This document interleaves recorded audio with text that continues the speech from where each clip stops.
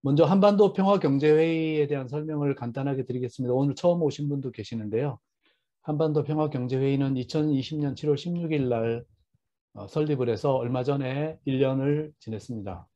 목적은 한반도 평화와 상생을 위한 평화경제협력 사업을 진행하고 다양한 교육문화 사업을 통해서 각계각층의 평화통일 활동가를 양성하며 이 땅의 자주통일에 이바지한다는 목적을 가지고 있습니다. 주요 사업으로는 평화통일 교육과 정책 생산, 그리고 평화통일 전문가 양성, 남북경제협력, 평화경제 실천 사업, 또 남북관계 연구와 출판 홍보 사업, 또 유관단체와 인적 교류 사업을 진행하고 있습니다.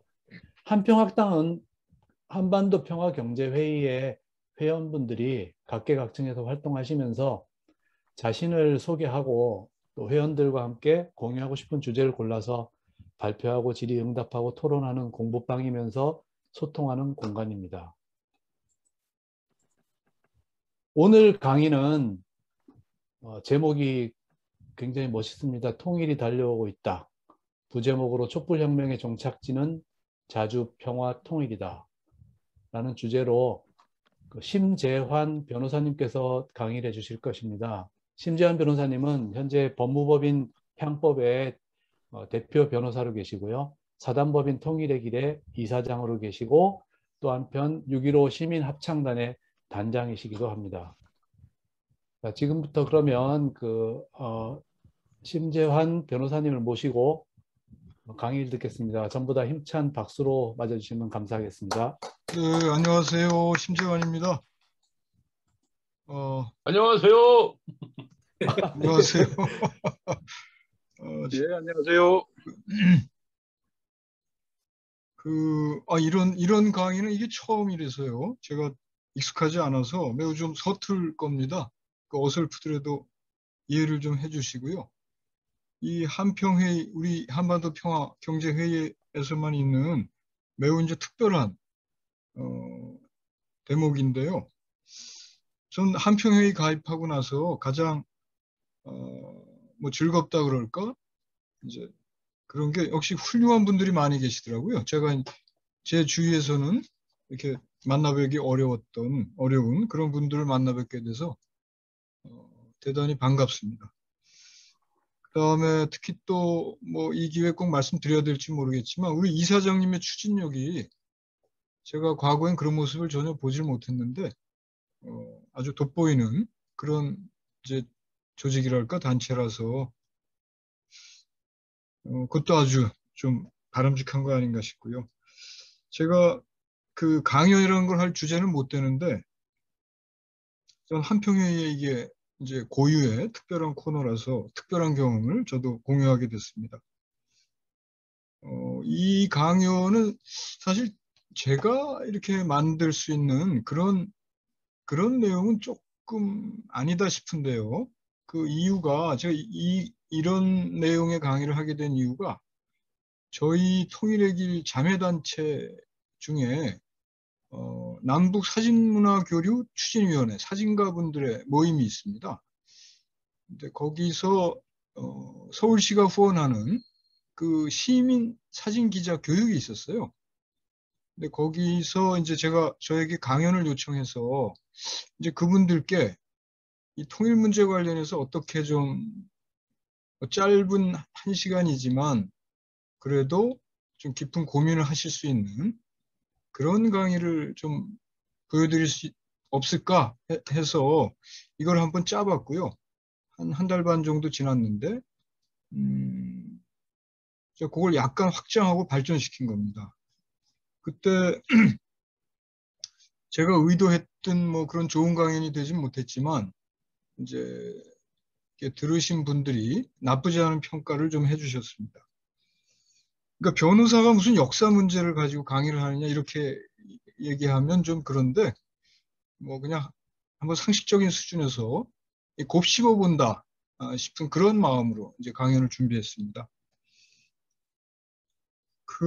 그리고 이 강연의 내용은 역시 제가 뭐 전문성이 없는 사람이라 다 다른 연구자분들, 학자분들이 연구해 놓은 것들을 거의 100% 인용한 것이고 여기 이제 사진들을 제가 이제 제시를 하는데 그것도 다 구글링해서 찾은 그런 것들입니다. 이 코너는 좀 특별해서 자기소개를 꼭 이제 해야 되더라고요. 그래서 짧게 자기소개를 하고 강연으로 넘어가겠습니다. 저는 서울 태생이긴 한데, 부모님이 저 이북 분들이세요. 전쟁 전에 이쪽으로 넘어오셨고요. 고향이 이제 두 분이 다 황해도 평산입니다. 이승만이 평산 출신이에요. 이제 두 분 다 소학교를 졸업을 못 하셨어요. 아버님은 이제 서당만 다니시고, 어머니는, 그 글자만 깨치신 야학에서 해방 이후에. 근데 이제 내려와서 같은 고향 분들로 만나서 결혼하셨는데, 어머님이 저를 가지셨을 때부터 아버님이 두 집 살림 하셨습니다. 그래서 아버지를 사실 곁에 모시고 살아보지를 못했어요. 이제 그러다 보니까 제 소년 시절, 청소년 시절이 뭐 꼭 그렇게 저 원인을 두면 안 되는데 되게 우울했죠. 무기력하고. 그 어머니가 제가 이제 어린 시절 생각하면 그 어머니의 수심 깊은 얼굴, 늘 이렇게 조금씩 흘리시는 눈물, 그게 늘 생각이 납니다. 제 어린 시절 중에 한국 사회 관련해서 가장 두드러지게 기억이 나는 해는 68년도입니다. 제가 초등학교 4학년 때였을 때인데요. 그때는 생생하게 기억이 납니다. 저 연세 드신 분들은 다 잘 기억을 하실 텐데, 그때 이제 새해 벽두의 청와대 습격 사건부터 울진 삼척 이른바 뭐 침투 사건, 무장공비 사건이라고 했죠. 쭉 이어지면서 한국 사회가 격동을 했을 뿐만 아니라 체질이 바뀌는, 무슨 예비군이 창설되고 주민등록 생기고 뭐 이런, 그게 기억이 나고요. 또 하나는 74년도에 민청학년 사건과 관련해서 그 어른들이 수근수근 되시던 모습, 그걸 듣든 그러면서 당황하던, 그 다음에 그 이철 선생, 유인태 선생 이런 분들 수배전단, 그게 전신주에 붙어있는, 벽보로 붙어있는 그런 것들이 생각이 납니다. 이제 부모님이 이북 출신이다 보니까 제가 다른 사람들과는 달리 반공반북 그런 데 대한 편향이 조금 덜했어요. 아니, 고향에 뭐 친척들, 어른들이 다 있는데 그 사람들이 그렇게 뭐 뿔 달린 뭐 그렇지는 않겠지 하는. 그 다음에 그 반공도덕 내용이 좀 천박하지 않습니까? 그 어린 마음에도 잘 안 들어오더라고요. 그리고 부모님들이 늘 명절 때면 그 수심에 차서 눈물 흘리시고 하던 모습이 기억이 나죠. 그게 제 향후 인생 행로에 상당한 영향을 끼쳤던 것 같습니다. 그 대학에 가서는 우리 저 송경호 교수가 며칠 전에 짧은 글을 올려주셨는데, 그건 조금 그러니까 잠깐 본 모습이고요. 그렇게 이른바 투사의 뭐 행로를 걸었던 것은 뭐 못 되고, 어쨌든 학생운동에 발을 들여놓고 그 궤적에서 아주 벗어나지는 않는, 뭐 제가 지금 활동가는 운동가는 아닙니다만은 그런 초심을 늘 가슴에 두고 있는 것만은 확실합니다. 역시 그때 이제 대학 시절에 겪은 가장 큰 이제 사건이 박정희 피살이죠. 그 대학 2학년 때였는데, 그때 제가 경제학과 출신입니다. 근데 경영학과생들과 야구 시합을 했어요. 그리고 친구 집, 하숙집을 가서 자고, 이제 술 많이 마시고 자고, 아침에 딱 일어났는데, 그 소식을 듣고 나서의 그 충격이란 건 지금도 생생하죠. 그리고 나서 이제 곧 이어졌던 이제 서울의 봄. 그게 제 인생을 어떻게 보면 결정한 기본 환경이었습니다. 그때 뭐 할 얘기는 정말 많지만 기억나는, 그때 광주 항쟁이 일어났을 때 열심히 우리 싸우던 동기가 있었어요. 근데 동기가 광주로 가자고 저보고 그 뭐 다른 여러 가지 다 떠나서 겁이 나서 못 가겠더라고요. 소식을 저희 이제 운동권에 있는 사람들은 좀 이렇게 저렇게 주워 듣고 있었는데 그게 평생 빚입니다. 그래서 그때 제가 이제 뭐 그냥 운동권이라고 하기도 부끄러울 정도로 꽁무니만 따라다니던 사람이었는데 그 1년 뒤에 제가 광주항쟁 1주년 될 때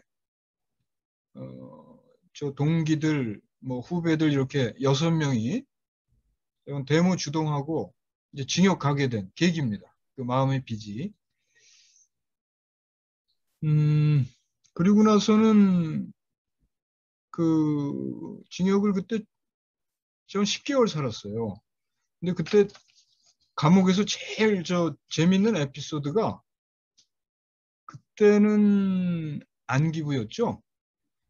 아니, 형을 얼마를 받아야 적당하다고 생각하느냐는 내용 등등을 저희들한테 그 앙케이트를 돌렸어요. 정말 그게 기억이 납니다. 그리고 그 감옥 생활이 이 밖에서 생각하는 것보다 그렇게 우울하고 그런 곳만은 아니고 제가 거기서 참 많이 배웠습니다. 세상 아무것도 모르고 자란 사람이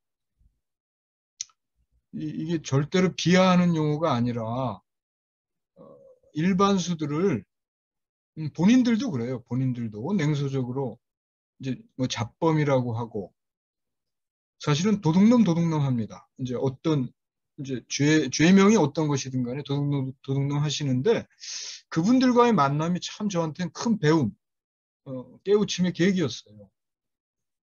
뭐 얼마나 배웠는지 모르겠습니다만은. 그리고 나서는 감옥 나와서 이제 그때는 그게 수순이었는데 뭐 농민 현장이든 노동 현장이든 저도 뭐 그 수순 따라서 잘 뭘 모르면서도 그러니까 흘러갔습니다.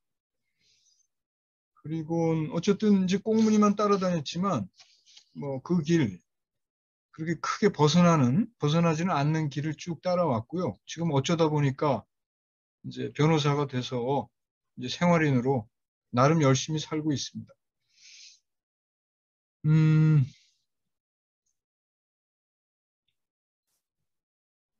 지금 제가 관여하는 단체가 몇 개 되는데요.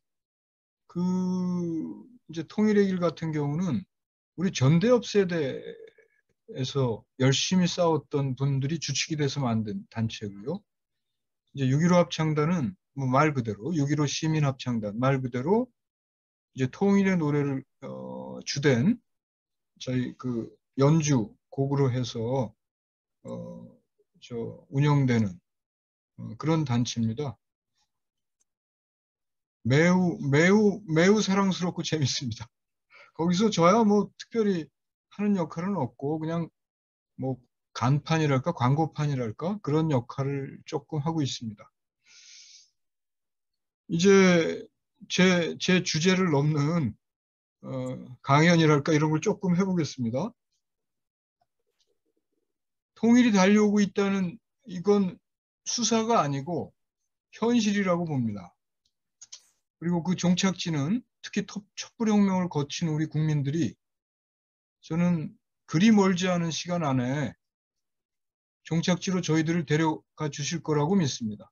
이런 아름다운 한반도가 저희를 기다리지 않을까 그렇게 생각하고 있습니다. 이건 제가 잘못 쳐가지고 그 한국 사회 과제를 제 나름대로의 기준으로는 이렇게 두 가지로 정리를 해봤습니다. 자주평화통일, 민주민권, 민생이다. 이거 이제 기준에 따라서는 뭐 여성운동의 관점, 뭐 기후위기를 중시하는 관점에서는 다 다르실 수 있지만 개인적으로는 이렇게 이게 가장 우리 한국 사회의 가장 중요한 양대 과제다 이렇게 보고요. 그 이유는 한마디로 한국 사회가 분단 국가이기 때문이고 그 분단 국가를 지탱하는 두 축이 양대 기둥이 한미동맹과 국가보안법이다. 이 한미동맹과 이른바 한미동맹과 국가보안법이 지탱하는 한국 분단 국가인 우리 한국 사회는 말 그대로 비정상적인 그런 국가 사회일 수밖에 없다고 생각하고요. 이런 우리 이 비정상 사회인 한국 사회가 형성되는 그 원형이 형성되는 두 개의 가장 중요한 모티브랄까가 있었다고 보는데요. 그게 하나는 이제 분단을 초래한 그런 원인, 또 미군정의 직접 통치로부터 기인했다고 봅니다. 이 사진 보시면 일장기가 내려가고 성조기가 올라간 뭐 이거 유명한 사진이죠. 근데 사흘 동안인가 잠시 태극기가 올라갔었다고 합니다.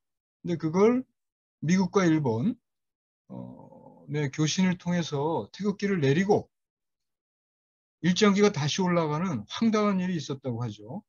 그 다음에 일장기가 내려가고 성조기가 올라가는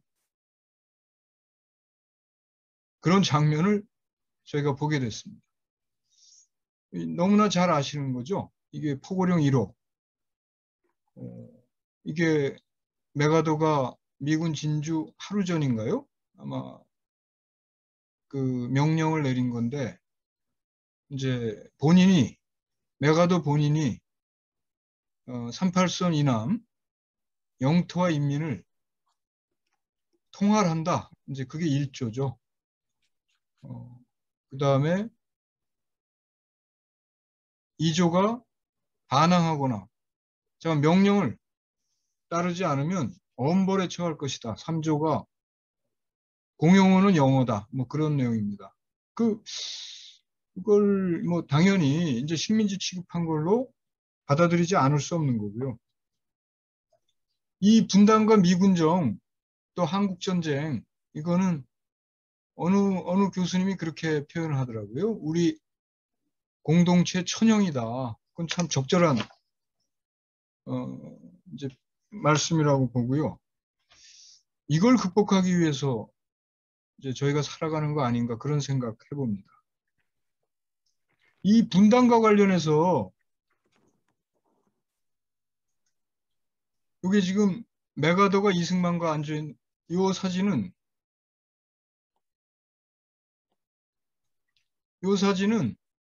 이게 단독정부 수립 후에 찍힌 사진입니다. 이걸 미리 이렇게 한번 올려보는 건 한국 사회 원형이 형성된 그 핵이기 때문에 한번 올려봤고요. 그 과정에서 중차대한 역할을 한 사람이 이 사람 하지입니다. 그 하지는 진주시에 그 9월 8일 날 진주 뭐 여러 가지 에피소드를 많이 알고 계실 겁니다. 우리 국민의 대표를 만나주지 않았습니다.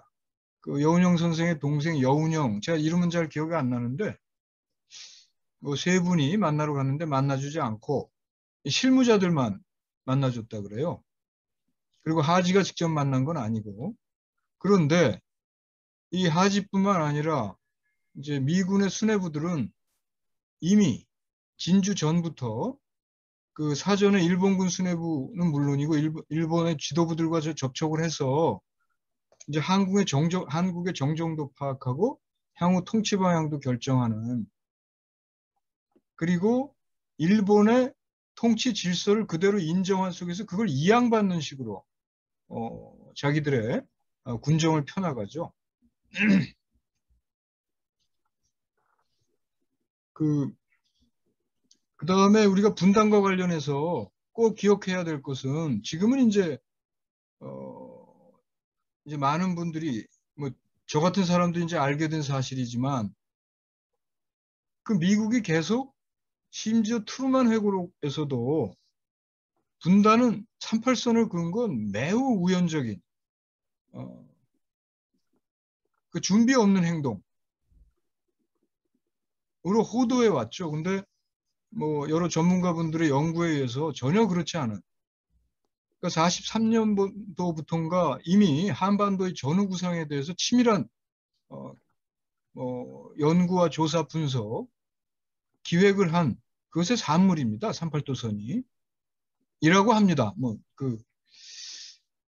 그러니까 이제 43년부터인가 그 주중대사를 통해서 이제 한반도의 정세가 어떤지 또 독립운동을 하는 뭐 그런 상황이 어떤지 등등을 자세히 파악했고 왜 38도선을 걷느냐 가장 주요한 동인이 이제 해양 세력이기 때문에 한반도를 관리하는 데 있어서 항구를 자기 품에 넣는 걸 가장 중시했다고 합니다. 그래서 이제 부산항, 인천항, 원산항 세 개를 다 이제 품에 넣고 싶었는데 원산항은 이제 워낙 북쪽에 있다 보니까 소련과의 관계에서 이제 주저하게 된 것이고 이제 뭐 충돌을 빚거나 아니면 다른 이제 이익 공유 과정, 이제 이해관계 이제 관련해서 협의 과정에서 손해를 볼 것을 우려해서 38도선으로 걷다 그러죠. 예컨대 이게 재밌는 에피소드인데 누굽니까? 나중에 뭐 국무장관도 하고 뭐 했던 딘 러스크랑 본스트리인가요? 이 사람들이 뭐 30분 만에 걷다 이렇게 황당한 얘기를 하는데 실제 그 사람들이 봤던 내셔널 지오그래픽인가요? 거기서 만든 한반도 지도에는 35도와 40도만 그어져 있고 38도선이 어딘지 그어져 있지 않았다는 겁니다. 그게 서울 위에 있는지 아래에 있는지를 전혀 몰랐다는 거죠. 그것만 봐도 이건 완전한 거짓말이라는 겁니다. 이게 제가 말이 길어서 이게 할 게 많은데 그 다음에 이제 이게 이제 미국이 우리나라와 국민을 보는 기본 시각일 텐데요. 그 가스라테프트 미략을 주도했던 시어도르 루즈벨트 그 대통령이 이런 말을 했다 그러네요. 한국은 이 세상에서 가장 부패하고 무능하며 일본이 한국을 차지하는 것을 보고 싶다. 이게 가스라테프트 미략을 맺기 전후의 발언이라고 하고요. 그 사촌쯤 되는 프랭클린 루즈벨트 2차 대전 태평양 전쟁을 승리로 이끌었던 그 사람이 우리 한국에 대해서 미개한 한국은 20년 내지 30년 신탁 통치를 해야 하는 나라다 이렇게 그런 시각이 뭐 지금도 그렇게 갖고 있지 않을까요? 그 지배 집단이나 지도층 내에서는.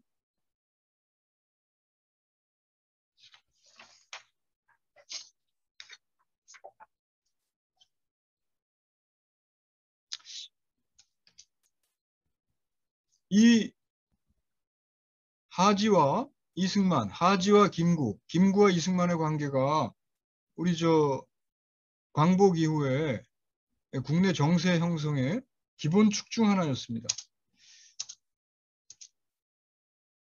이 분단에 대해서 제가 쭉 설명을 드렸는데요. 이게 38도선. 이게 나라 한가운데 갑자기 그때 무슨 철조망을 치거나 그런 게 전혀 아니지 않습니까? 가서 기둥 세우고 점점점으로 이어져 있었다 그러거든요.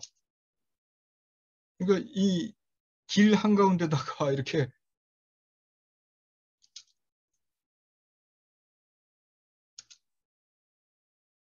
이건 38도선을 중심에 놓고 미군과 소련군이 만나는 장면이라고 그럽니다. 우리의 불행을 그대로 상징하는 거죠. 이 자들은 희희낙낙하고 있지만 그 속에서 우리 민족은 어마어마한 고통을 겪었고 지금도 겪고 있는 거죠. 이때 이 한국의 정정은 하지의 표현에 의하면 이렇게 바로 폭발할 것 같은 화약통이었다. 이런 말을 했다 그래요. 하지가. 그러니까 당연히 광복 이후에 말하자면 전 조선 인민이죠. 그때는 우리 남한 우리 국민들도 그 새나라 건설에 뭐 용약 매진할 수밖에 없는 것 아니겠습니까? 그때 뭐 당시 사정을 담은 뭐 소설을 보거나 영화를 보거나 하면 누구나 잘 아시는 거고요. 근데 미국은 자신들의 목적은 자신들의 어떤 자신들이 추구하는 한반도 구상에 걸맞는 정치사회 체제를 만들어야 되니까 그것을 위해서 어떤 방법도 불사했죠. 그러니까 당시 우리 새 나라 건설하기 위해서 이제 그 하지가 화약통이라고 표현했던 그런 정도의 우리 민족의 에너지가 폭발적으로 분출하지 않았습니까? 가령 뭐 인공이 건설됐죠. 또 각 지역의 인민위원회가 그 기초가 되는 그 자주적 그 통일정부 수립의 기초가 되는 인민위원회가 각 지마다 다 한 달 정도 내에 다 수립이 되고 9월 6일 이제 인공이 이제 수립됐죠. 그다음에 각종의 이제 정당, 사회단체 어마어마하게 분출했습니다. 물론 남로당이 그 주도적 지위를 차지했고요. 당시 이제 여론조사를 보면 사회주의 공산주의 계열에 대한 지지가 최소한 70%를 넘지 않습니까? 뭐 그 이외에도 또 각종의 이제 우리 그 인민들의 지지를 받는 그 정치인들이 우후죽순처럼 솟아나오고 거드라고 할 만한 이런 정치인들의 활약이 두드러졌습니다. 이제 미국으로서는 이 요인들과 우리 저 국민들의 에너지와 또 각종의 조직 단체 이런 것들이 자신들의 구상을 실현하는 데 있어서 말하자면 제거 대상인 거죠. 그래서 인정과 인공을 모두 부인하고 그 정당이나 대중단체를 불법화하기 시작했고 해산시켰고 강제로 그 지도부를 제거하기 시작했습니다. 그 대표적인 그런 사례 중에 하나가 암살이었습니다. 이들은 이런 저 국민들의 지지를 받는 이 정치 세력의 지도부 또 요인 거물들을 암살하거나 테러로 압살하고 자기들의 구상을 이제 실현해 나갔는데요. 대표적으로 암살된 분 중에 두 분만 한번 예를 들어보겠습니다. 그 암살에 실제 행동대 역할을 했던 것은 이제 백이사란 단체였다고 그러고요. 그 배후에는 CIC가 있었다고 보고 있고요. 전문가들은. 또 미군정의 어떤 그 정책과 맞닿아 있고 또 이승만이 직접적 지시를 한 사례도 발견됐습니다. 또 행동대장이라고 할 수 있는 사람이 장택상입니다. 요 바로 전에 보여드린 뭐 여운형 선생입니다. 여운형 선생이 피습당하신 다음에 그때 피습당할 때 입고 계셨던 옷 등 유품이라고 합니다. 이게 이게 국내 최초의 우리 당시 최초의 인민장이었다고 그러고요. 이게 북한에서도 이렇게 여운형 선생을 기리더라고요. 이 사람들은 나중에 74년도경에 자기들이 여운형 선생을 암살했다고 하는 공소시효가 지난 다음에 이렇게 공개하고 나온 사람들입니다. 당시 여운형 선생이 이렇게 제거될 수밖에 없었던 가장 큰 이유가 남북을 통틀어 가장 큰 지지를 받았던 분이시기도 하고 단독정부 수립에 반대했기 때문이죠.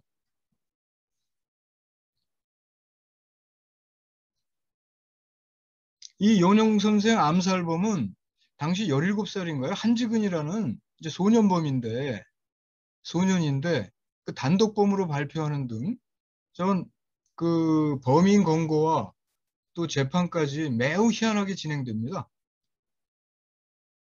그런 이제 현상은 계속 줄곧 이제 일어나게 되죠. 다음엔 김구 선생을 한번 보겠습니다. 이 한마디로 김구 선생이 안두희에 의해서 암살당하게 된 이유는 단독정부 수립을 반대하고 5.10 단선도 이제 참여하지 않으시고 남북협상에 용약 나섰기 때문이시죠.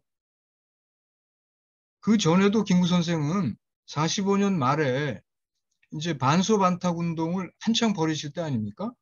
그때 12월 말일인지 이때 말하자면 미군정으로부터 정권을 이렇게 가져오는 그런 포고를 내리고 국자 1, 2호라는 포고를 내리고 국민들로 하여금 모두 걸기해서 임시정부를 이제 추대하고 미군정으로부터 권력을 이관받아야 된다는 그런 주장을 하시고 활동을 하셨어요. 그러니까 하지가 어마어마하게 놀래서 이제 김구 선생을 자기 관저로 불러다 새해 1월 1일인가 그렇습니다. 벽두에 김구 선생에게 경고하고 강력히 경고하고 그걸 포기하도록 종용하고 그걸 방송에 내도록 했죠. 이제 그대로 시행할 수밖에 없었을 겁니다. 그게 이제 이유가 돼서 김구 선생이 저렇게 비명에 가셨습니다. 이때 이 암살과 관련해서 저희가 특이하게 또 하나 이제 한번 기억해 봐야 될 사건이 있었는데요. 그 49년도에 그 48년도 정부 수립되고 그 특별법으로 반민족행위 처벌법이 만들어지지 않습니까? 그에 따라서 이제 반민특위가 만들어지는데 그 친일경찰 노덕술이나 뭐 최난수 등등이 중심이 돼서 그 특별검찰관이나 특별재판관 이분들을 납치 살해하려는 음모를 꾸몄다고 합니다. 그게 이제 실제 행동대로 발탁됐던 백민태 씨인가 하는 사람이 이게 너무 엄청난 사건이니까 그걸 이제 그 공개해서 사건이 이제 전모가 드러나게 됐는데요. 그게 반민족행위 특별조사위원회 및 정부 요인 암살 음모 사건이라고 이제 지칭되는 사건이었다고 합니다. 49년도 1월 달에 이제 일어났던 사건인데, 그게 이제 암살 대상이, 그 반민특위에 직접 관여했던 분들뿐만 아니라, 당시 대법원장인 김병로, 검찰총장인 권승열, 또 국회의장 신익희 씨까지 대상으로 삼을 정도의 어마어마한 이런 살해 음모를 현직 경찰이 꾸몄다는 거죠. 근데 그 현직 경찰들이, 그 친일 경찰 출신들의 현직 경찰들이 누굴 믿고 그런 음모를 꾸몄겠습니까? 그럼 명명백백하죠. 그 다음에 이게 또 재밌는 이제 사실인데요. 여기 백이사, 이게 이 백이사의 총 대장 되는 사람이 본명이 염응택이라는 사람이었다고 합니다. 이 당시 해방 공간에서 주요 인물 암살 실행, 테러 등등을 거의 전담한 이제 조직이라고 하는데요. 그 염응택이라는 사람이 왜 그 암살이라는 영화 보신 분 계실 겁니다. 거기 보면 염석진이라는 인물이 나와요. 그 독립운동을 하다가 그 제가 어떤 계기로든 제가 정확히 기억은 안 나는데 일본의 첩자로 돌변합니다. 근데 실제 이 염응택이라는 인물이 그 별명이 별호가 염동진이었다 그래요. 그러니까 염석진, 염동진, 이 염응택이라는 인물이 암살해서 염석진이라는 인물의 원형이 되는 거죠. 그 실제로 이 염응택도 이제 중국 장개석의 그 남이사에서 정보원으로 근무하다가 만주로 파견됐다가 관동군 헌병대에 체포돼서 거기서 심한 고문을 받고 이제 변절했다는 겁니다. 그래서 이제 관동군의 정보원으로 이제 활동하다가 이제 고국으로 돌아오게 됐는데요. 그래서 제일 먼저 한 일이 그 아시는 분이 계시겠지만 그 북의 그 당시 평안남도 인민위원장인가 평양시 인민위원장인가를 했던 현준혁이라는 이 남쪽 출신입니다. 대구인가 어디 출신인데 현준혁을 암살합니다. 그때는 백이사라는 이름이 아니라 대동단이라는 이름이었다 그래요. 나중에 백이사로 개칭됐다 그러고 그 다음에 그 46년 3월 1일 그 평양 역전에서의 3.1절 기념식에 그 김일성에게 수류탄을 던지는 사건을 일으켰어요. 그때 그 소련의 군인인 노비첸코란 사람이 그걸 덮어가지고 제가 목적은 못 이루게 됐고요. 그 다음에 이 사람들이 당시 강양욱 부주석이었나 하는 거기 집을 습격해가지고 일가족을 몰살시켰다 그럽니다. 그 김일성 주석의 친척이 되죠. 뭐 이런 일들을 벌인 이제 단체예요. 남쪽에서도 그런 엄청난 일들을 한 거죠. 이게 2000년대에 미국 CIC에 근무했던 실리 소령이라는 사람이 이 백이사에 대해서 이제 정보 보고를 한 게 공개되면서 이제 알게 된 사실들이라고 합니다. 그러니까 이남의 CIC와 연계돼서 대북 첩보 활동도 하는 그런 단체였다 그럽니다.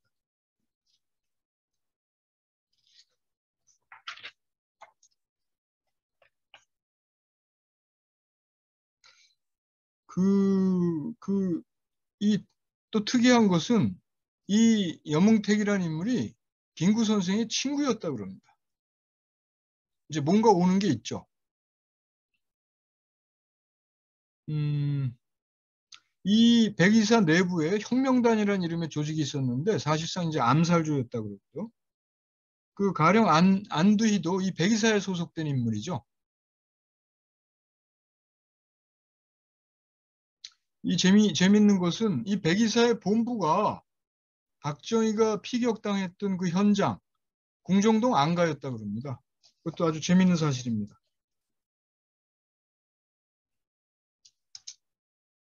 김구 선생이 남북 협상을 위해서 남북 재정당 사회단체 연석회의 거기 참여하셨을 때의 사진입니다. 거기서 연설하시는 사진입니다. 이게 피격당하셨을 때 모습입니다. 이 사진은 김구 선생님이 피살됐다는 소식을 듣고 국민들이 와서 통곡하는 모습입니다. 국민장입니다. 이분은 제가 이게 왜 이 사진을 올렸냐 하면 제가 이분 변론을 우연하게 맡게 됐어요. 지금 성함이 갑자기 생각이 안 나는데 이분이 이 김구 선생 암살범 안두희를 끝까지 쫓아 다녀서 복수하시겠다고 곽태영 선생 맞습니다. 제가 맡았던 사건은 곽태영 선생이 한번 안두희를 만나서 66년인가 한번 이렇게 크게 혼을 낸 일이 있었습니다. 그리고 처벌을 아마 안 받으셨을 거예요. 국민적 공분을 대변했다고 해서. 그리고 저건 2000년대 초반에 이분이 우리 파고다 공원의 현판 그거를 박정희가 썼거든요. 그걸 부시는 일이 있었습니다. 이렇게 연세 드신 분이 제가 볼 때 이 사진으로는 잘 그런 면모가 드러나지 않는데 사나이 중에 사나이입니다. 이 사람은 안두희고 이분도 안두희를 끝까지 쫓았던 권중희 선생입니다. 이건 제가 성함을 잊어버렸는데 박자원 선생도 끝까지 쫓아서 이분이 정의봉으로 안두희의 최후를 맞게 그렇게 했습니다. 그 다음에 이제 그 당시 그 미군정의 그런 학정에 그 엄청난 폐해들이 있지 않았습니까? 거기에 맞서서 우리 국민들의 큰 저항이 일어나게 되죠. 여러분들 다 아시는 건데요. 제가 이제 속도감 있게 이렇게 좀 한번 되돌이켜 보면서 지나보겠습니다. 이 10월 항쟁은 이제 잘못 알려준 게 대구 지역 일대 항쟁이라고만 이렇게 알려져 있는데 전혀 그렇지 않습니다. 그 원인은 뭐 다 아시지만 그때 뭐 이제 민생고가 엄청났죠. 물가가 오르고 임금은 내리고 쌀은 없고 먹을 건 없는 또 탄압은 심하고 그래서 쌀을 달라라는 소리가 전국토에 넘치는 뭐 그런 이제 생활고에 시달리는 그 나날이었죠. 그런 이제 우리 민중들의 울분이 이제 폭발한 그런 이제 첫 항쟁이었고요. 이게 9월 총파업으로부터 유발돼서 항쟁으로 봉기로 일어선 겁니다. 이게 이제 쌀을 달라고 시위하는 장면이라고 하고요. 이게 더 있었는데 제가 그 다음에 여러분들 잘 아시는 4.3 항쟁입니다. 이 4.3 항쟁과 관련해서는 몇 가지 사실을 한번 짚어보겠습니다. 이때 체포됐던 이른바 공비들, 폭도들입니다. 그들에 의해서 그렇게 불렸죠. 이때 총 책임자는 당연히 이제 하지 사령관이고 미 군정하였으니까요. 딘 군정장관이 이 작전을 총지휘했다고 하고요. 당시 제주 군정장관이 맨스필드였고 브라운 대령이 제주지구 사령관이었습니다. 이 제주에서는 이 4.3 항쟁으로 인해서 5.10 단선이 실질적으로 이루어지질 못했죠. 한 번 취소되고 다시 선거를 했지만 그것도 무산되고 말았습니다.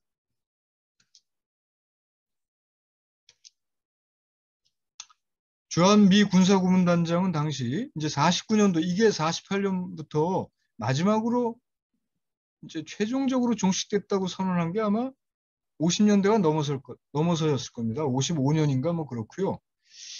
이 48년도 이제 저희 대한민국 정부 수립 이후에 미 군사 고문단장을 맡았던 로버츠 춘장도 책임자 중에 한 사람입니다. 이 사진을 보면 이 사람이 딘 군정장관이라고 하고요. 이 사람이 당시 제주지사였던 유해진이라는 사람이었다고 합니다. 이제 이 사람이 아마 맨스필드 이제 군정장관이었다는. 그 4.3과 관련해서는 제가 몇 가지 말씀을 조금 더 드려보겠습니다. 이 당시 이 진압 책임자들이 한 얘기들이 저희가 기억해 둘 만한 것들이 몇 가지 있습니다.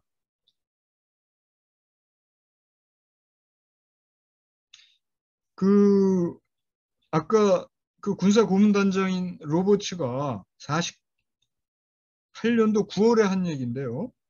국방경비대의 작전 통제권은 여전히 주한미군 사령관에게, 또 경비대의 작전에 관한 모든 명령은 발표되기 전에 해당 미 고문관을 통과해야 한다는 이런 명령을 내렸어요.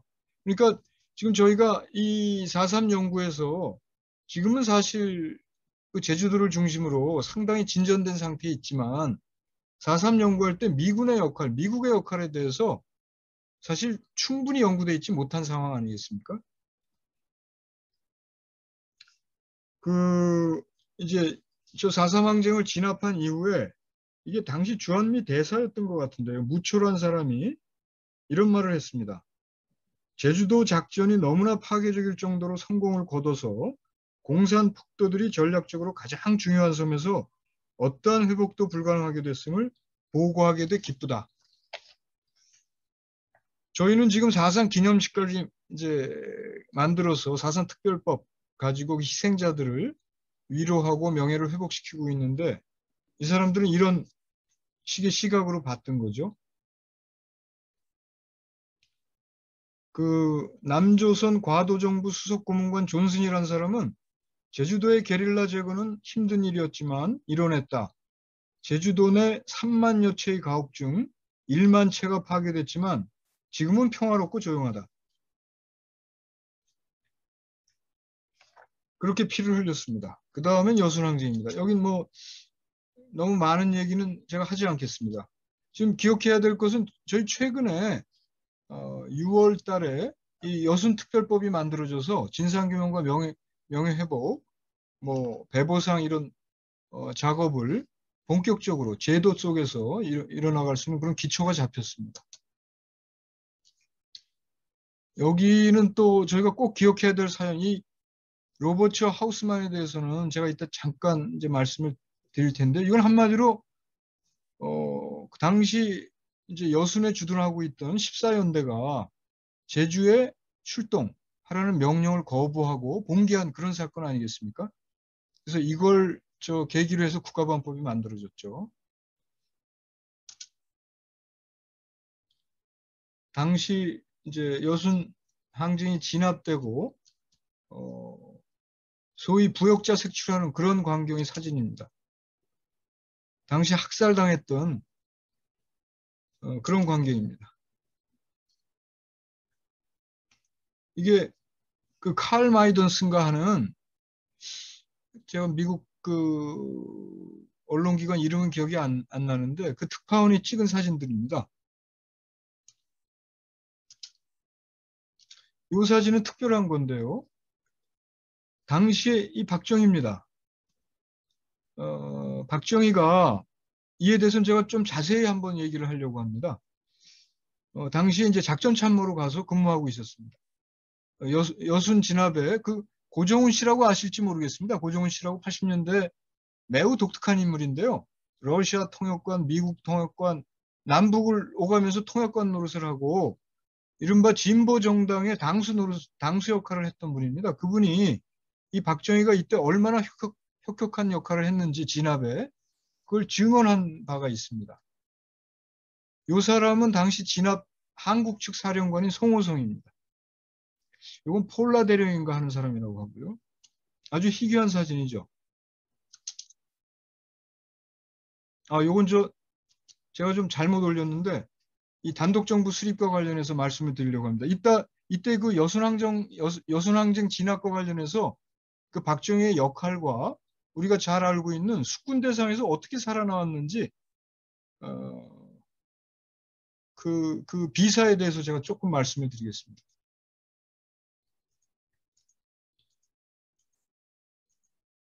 다 아시는 이제 얘기들이라 제가 간단히 줄이겠습니다. 당시 47년도 3월 달에 이제 트루만 독트린이라는 이름으로 오랫동안 연구하고 계획해왔던 자기들의 구상을 종합해서 발표를 하죠. 한마디로 대소봉쇄라고 줄일 수 있습니다. 그래서 유럽 쪽에서는 마샬 플랜을 피는 거고 동북아에서는 이제 소련과 중공이었죠. 당시엔 봉쇄하는 한반도를 전진기지로 삼고 한미일 일본을 그런 이제 방공 보루로 만들고 한미일 이제 군사동맹을 맺어서 대소봉쇄 이제 이제 세력을 편제하는 그런 이제 였죠. 그런 이제 어떤 계획의 일환으로 우리 단독정부가 수립됐다고 봐도 크게 과언이 아닐 겁니다. 이 장면이 대한민국 정부가 수립됐을 때 그 정부의 속성이 본질이 어떤 것인가를 너무나 잘 보여주고 있죠. 하지 메가더 이승만입니다.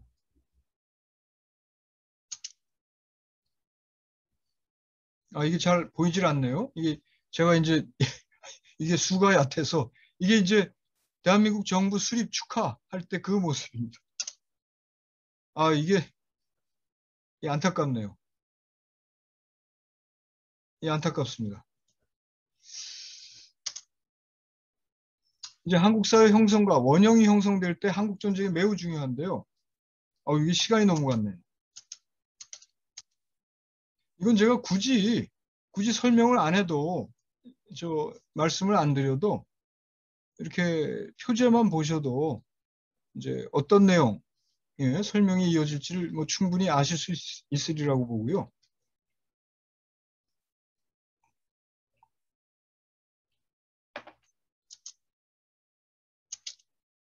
아까도 봤던 거네요. 이게 이 구도의 사진이 꼭 맞는가에 대해서는 뭐 논란의 여지는 있을 겁니다. 현상적으로는 이렇게 볼 수 있겠죠. 이게 전쟁 이후에 한강 인도교가 폭파되고 그 부교를 띄워서 피난 가는 모습인데요. 이 한강 인도교 폭파와 관련해서는 그 주범이 명령자가 하우스만이었다는 강력한 유력설이 있습니다.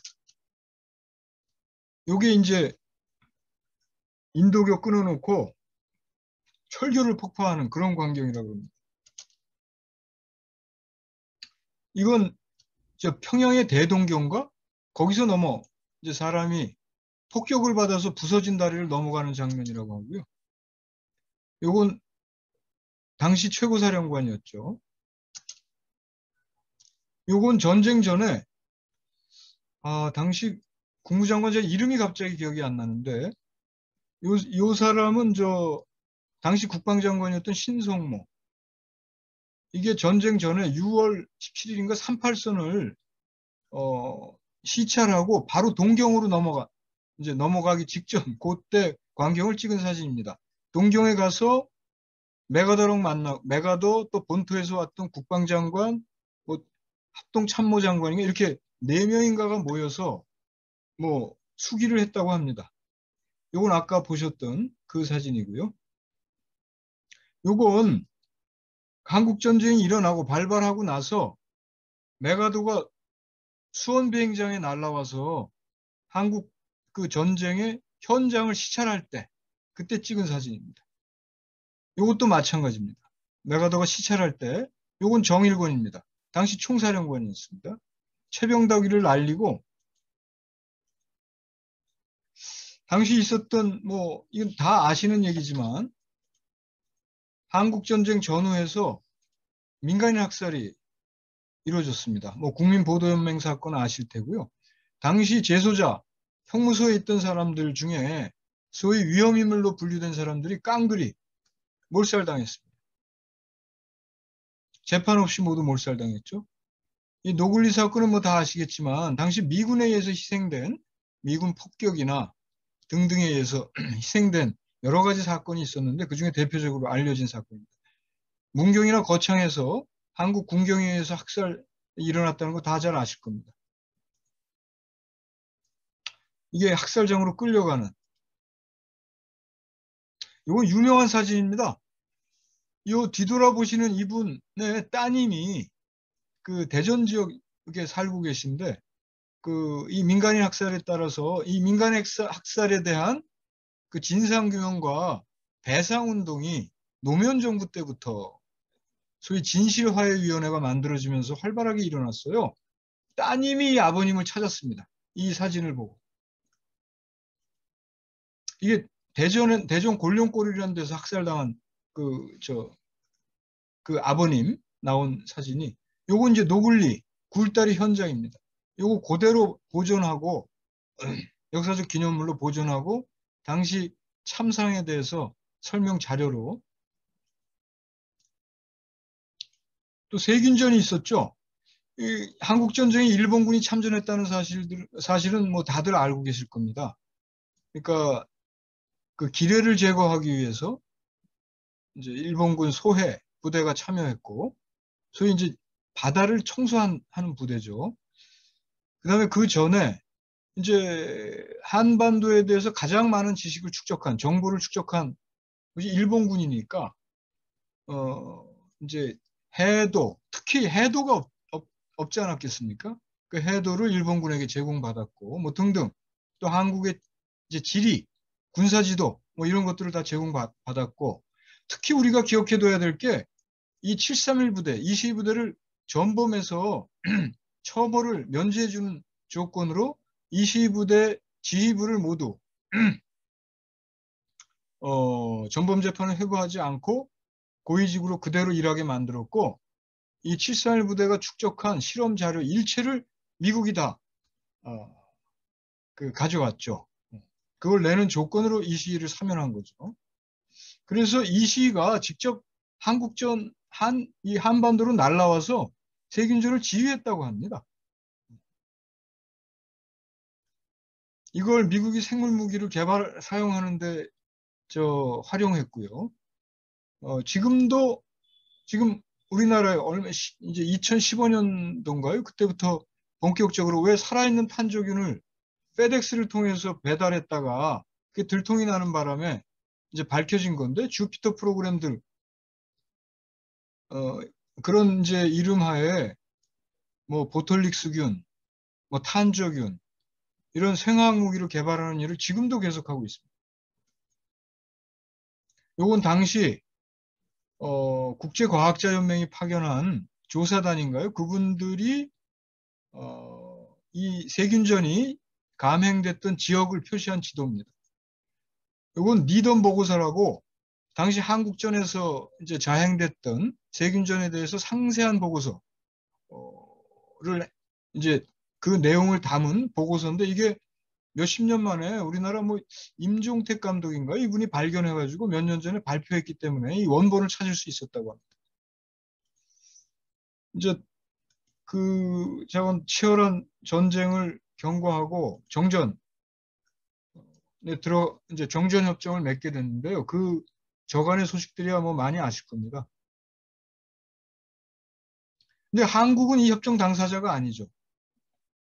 요건 남일, 서명 당사자 남일, 요건 로버츠입니다. 서로 말 한마디 건네지 않고 이 정전협정 이후에 이제 우리 국가의 형태는 항시적 전쟁기가 감도는 그런 병영 국가가 됐죠. 이게 이행되지 않은 협정이라는 거. 요거는 요 밑에 보면 그 본래의 이제 서명국의 대표들이죠. 그러니까 각 최고 사령관들이 서명을 했습니다. 아까 그 사진에서 제가 잘못 말씀드렸는데 그 참 해리슨입니다. 해리슨. 여기에 클라크 중장인가였고요. 뭐 다 아시고 팽덕회 사령관.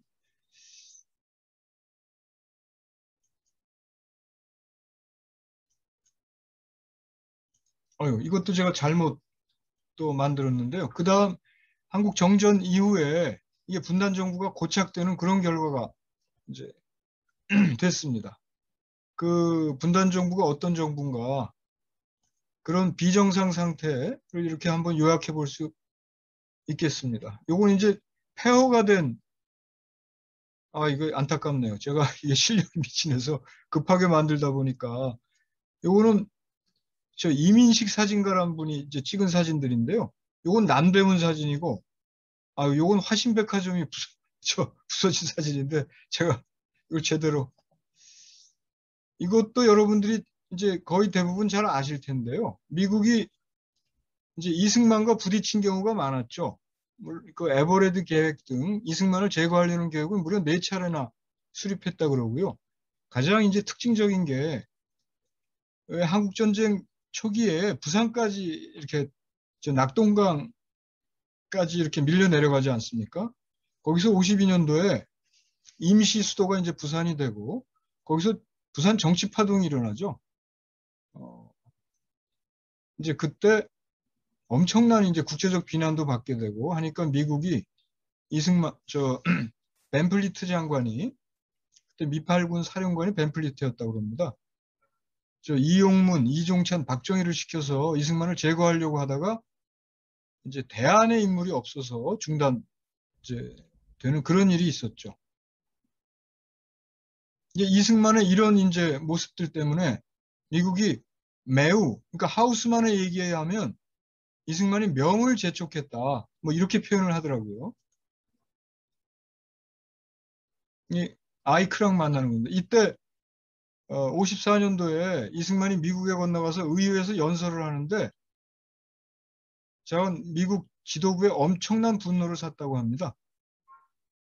뭐 미국이 비겁하게 휴전을 했다는 등 뭐 이런 이제 강경 발언들을 쏟아내서 여기 보면 글씨가 북진 통일입니다. 북진 통일.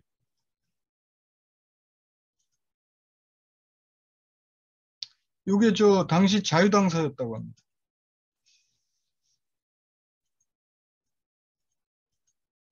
제가 시간이 없어서 그냥 좀 빨리빨리 좀 해보겠습니다. 이 한국사의 원형이 만들어지죠.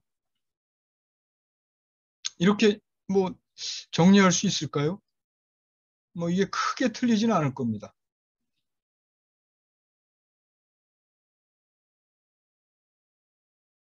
요게 이승만, 요 뒤에 있는 게 이승만. 요게 당시 미 국무장관 이름인데 이 잘 또 기억이 안 나네요. 변형태 외무장관입니다. 요게 한미 상호방위조약 조인하는 장면입니다. 조인하고 나서 악수하는. 이 원형이 사실은 그 이후에 이제 박정희 체제로 그대로 이어지는데요. 그건 조금 이따 설명을 좀 잠깐 해드리겠습니다. 왜 이 두 사진을 올려놨냐 하면 이제 미국이 그 당시부터 이제 재정 압박을 받게 되고 원조 경제 이제 다액의 원조를 더 이상 할 수 없는 그런 이제 지경에 이르지 않습니까? 그래서 차관 경제로 50년대 말부터 바뀌게 되는데 그러면서 우리나라가 큰 경제 파탄이 오게 되죠. 이제 그때부터 이미 말하자면 이승만을 제거하고 다음에 이미 전쟁 때부터 그런 생각을 했으니까 군사 독재 그건 세계적인 조류였죠. 미국의 정책 일반적인 정책의 하나였죠.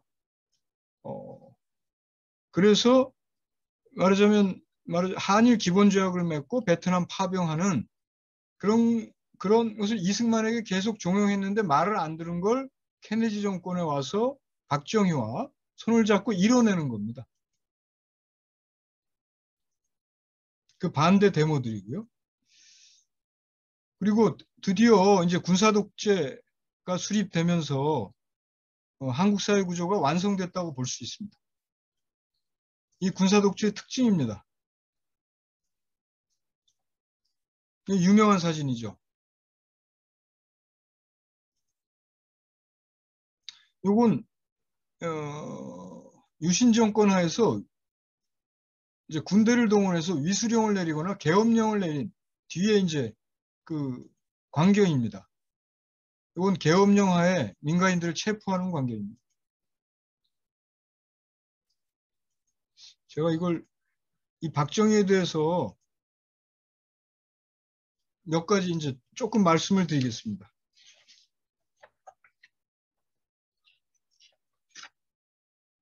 이 박정희가 가령 이제 그 여순 그 진압 시에 숙군 대상으로 체포돼서 재판을 받고 이제 무기 언도를 받았다. 사형구형 무기 언도를 받았다가 살아나온 다시 복직한 이제 일반적인 얘기는 다 아실 겁니다. 근데 그 원인에 대해서 백선엽이나 정일권 등등의 구명운동에 의해서 살아났다고 그러는데 최근에 이제 연구에 의하면 전혀 그게 아니었다는 겁니다. 저희가 봐도 이상한 장면이 굉장히 많았죠. 일단 김창룡이가 이 구명에 앞장섰다는 겁니다. 김창룡이 누굽니까? 당시 숙군의 총책임자였고 그 뭐 잔혹하기가 뭐 이루 말할 수 없는 그래서 결국엔 이제 동료 군인에게 암살당하는 그런 사람 아닙니까? 그리고 실제 박정희를 구명한 뭐 책임자급이 그 하우스만이라는 사람이었다 그러고요. 그 위에는 로버츠가 있었다고 합니다.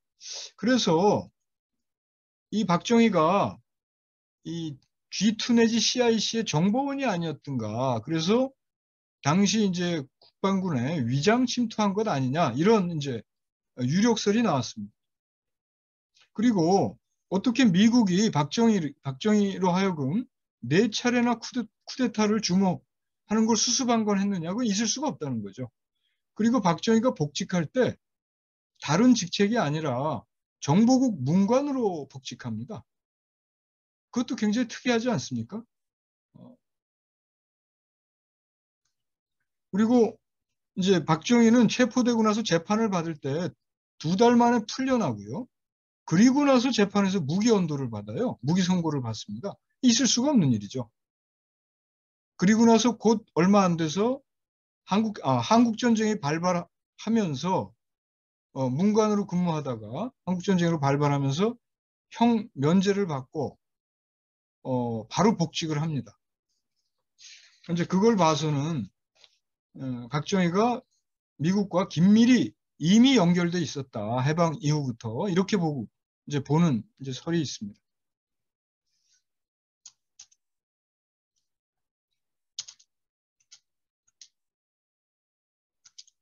5.16 쿠데타 너무 잘 아실 겁니다. 제가 뭐 긴 설명을 안 드리고요. 그 미국이 이미 쿠데타 음모를 소상히 파악하고 있었고요. 정보기관에서는 지원하고 있었고 나중에 CIA 국장이었던 덜레스가 63년인가요? BBC 방송에 출연해서 이런 말을 했죠. 그리고 바로 미국의 큰 승인을 받았고요.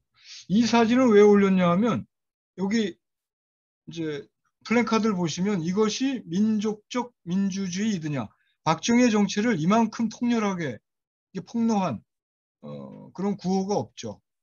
당시 박정희가 내든 구호가 민족적 민주주의 아니었습니까? 이게 이제 6.3 사태 때 여기 경기고등학교 학생들이 나왔던 고등학생 데모였습니다. 요 안에 저희가 존경하는 조영래 변호사가 계셨습니다. 주동자로. 그래서 한번 특별히 올려봤고요. 저는 이 구호, 이 초기에는 박정희 쿠데타에 대해서 여러 사람들이 기만을 당했다는 거 아니겠습니까? 이것도 좀 사진이 좀 안타깝네요. 제가 왜 이렇게 됐는지 모르겠는데요. 이게 하우스만이라는 사람에 대해서 간단히 설명을 드리겠습니다. 이게 하우스만의 별칭입니다. 대통령을 움직인 미군 대위, 국무회의에 참석할 수 있는 유일한 미국인, 자칭 국군의 아버지. 이게 크게 틀린 말이 아닙니다. 하우스만이라는 사람이 한때 그 대통령 이승만이 기거하던 경무대에서 같이 살았대요. 늘 만나야 되니까 멀리서 오기 어렵고 귀찮으니까 경무대에서 한때 살았다 그럽니다. 그래서 국무회의에 참석할 수 있는 유일한 미국인이었다 그럽니다. 가령 이제 이승만 대통령이랑 일주일에 한 번 군사 문제 관련해서 주한미군 사령관이나 또 우리 국방장관이나 이승만 대통령, 하우스만 뭐 등등 이렇게 참석하는 회의가 일주일에 한 번씩은 있었는데 국무회의에는 이 하우스만만 유일하게 참석했다고 합니다. 이 국내에는 이 사람이 하우스만입니다. 그 키가 한 185 정도 된 거구였다고 그러고요. 이 사람이 무초대사. 이 사람이 로버츠. 이게 박정희가 5.16 쿠데타 이후에 이 사람은 잘 모르겠는데 이 사람이 하우스만입니다. 이거 제가 저 잘 만들지 못해서 그 미국이 박정희 정권에 기대했던 두 가지 큰 과제가 있었습니다. 물론 이제 국내 정정 안정이 가장 주요한 이제 역할이었을 텐데요. 이 샌프란시스코 체제와 한일 조약 이게 긴밀히 연결된 건데요. 이 한일 기본조약의 체결을 이승만 정부 때부터 이미 전쟁 때부터 강력히 종용했죠. 미국이. 그건 뭐 다 아시다시피 한미일 군사동맹의 그 완결을 위한 것이었습니다. 근데 거기에 저항하다가 이승만은 이제 여러 가지 이유가 있었겠습니다만 몰락하게 된 거고요. 이 샌프란시스코 체제는 뭐 자세히 설명하면 여러 가지 얘기가 많은데 한마디로 우리 한국을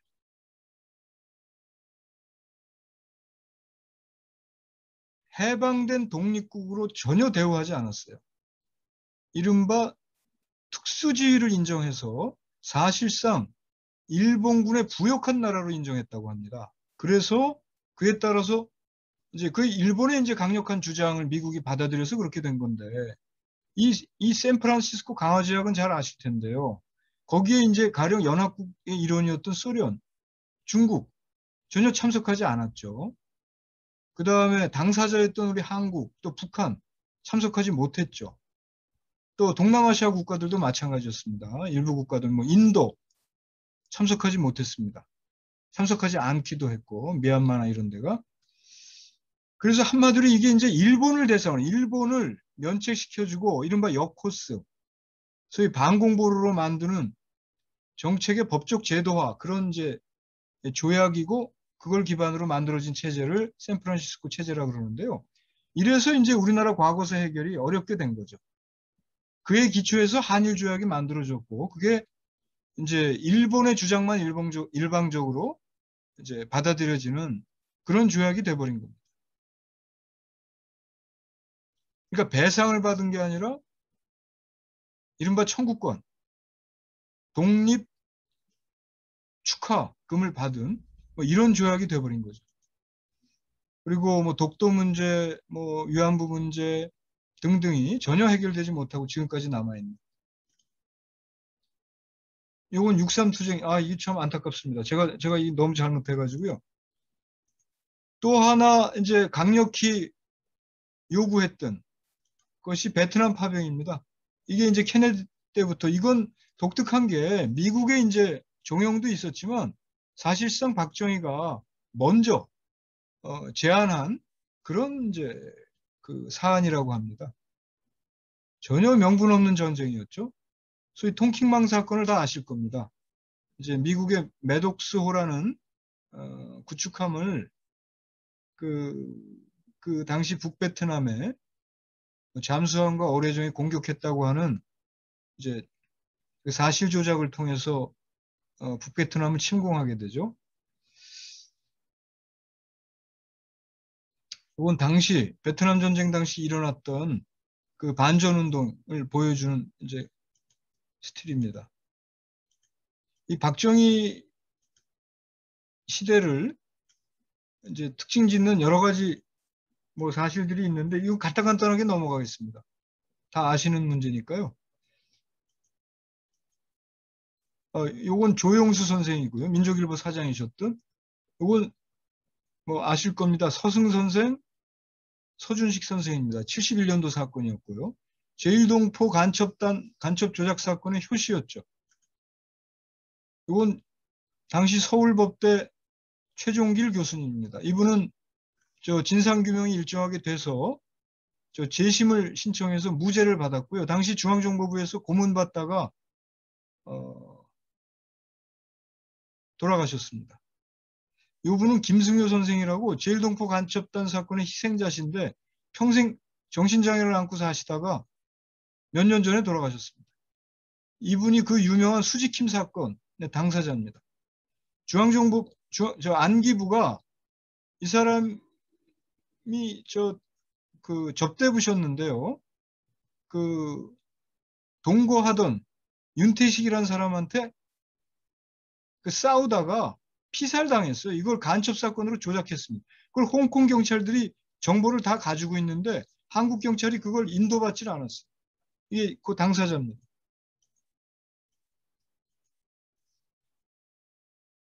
이 시대에도 여전히 계속되고 있습니다. 이게 서울시 공무원 간첩 조작 사건의 당사자인 유우성 씨입니다. 이 사건에서는 특징적인 게 검사까지 증거 조작에 가담했어요. 국정원 직원은 물론이고. 이건 홍광철 씨 탈북자인데 간첩 조작 사건에 휘말렸다가 무죄를 받은 상태입니다. 최근에 대법원 무죄까지 나왔습니다. 이것도 뭐 다 아시는 일인데요. 안타깝네요. 제가 이게 시간 조절을 못 해가지고 제가 이제 처음 이런 강의를 해보다 보니까 요건 다 제가 아까 모두에 제 소개를 하면서 말씀드렸던 68년에 일어났던 사건, 두 사건과 그 이후에 일어났던 사건들입니다. 북미 간 충돌이 야기됐던 사건이고요. 요게 푸에블로호입니다. 요게 푸에블로호가 북한 영해를 침범했다는 걸 1년 만에 미국이 문서로 인정하고 승무원들 82명인가가 풀려나게 됐죠. 요 승무원들입니다. 그러니까 첩보선이었죠. 요게 평양에 보통강에 전시되어 있는 푸에블로호라고 그럽니다. 이게 불가사의라 그래요. 원산항에 정박한 이 배를 어떻게 평양까지 이렇게 이동시킬 수 있었는지 불가사의라 그럽니다. 우표까지 냈습니다.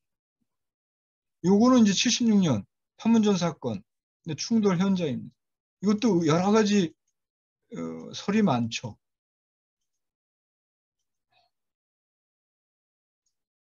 최근에 몇 년 전에 중앙일보가 한 뭐 1, 2년 된 것 같은데요.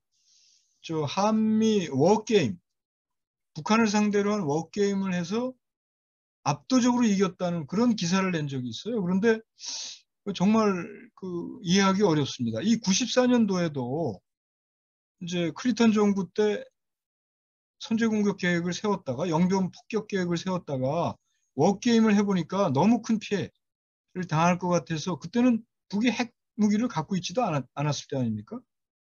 선제 공격 계획을 포기했었는데 지금은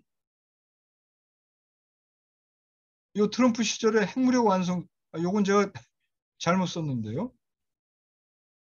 트럼프 정부 때 북에서 핵무력 완성 선언까지 할 정도로 이제 뭐 국방력이 그쪽 입장에서는 훨씬 강화됐는데 그건 좀 의문입니다.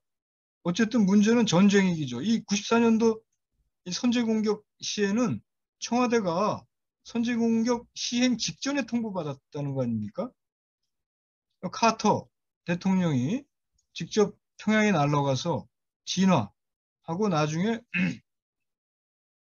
10월 달에 제네바 회담으로 제네바 합의로 이제 마무리되는 그런 과정이 있었습니다. 이 페리가 나중에 그런 얘기를 하죠. 우리가 원하는 대로 북한을 볼 것이 아니라 있는 그대로의 북한을 봐야 된다. 그런 유명한 얘기를 했습니다. 그 이후에 페리 프로세스라는 이른바 포용 정책, 관여 정책을 시행하게 되죠. 김대중 대통령과 임동원 장관한테 설득됐다는 거고요.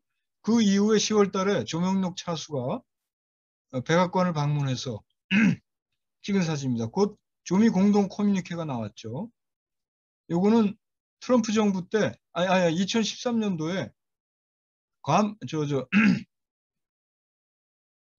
그 본토 타격 계획을 한창 전쟁 위기가 있었죠. 그때 이걸 보여줌으로써 전쟁 진화에 일정 기여를 했습니다. 맥메스터가 27년도 트럼프가 유엔 총회에 가서 엄청난 발언을 하죠.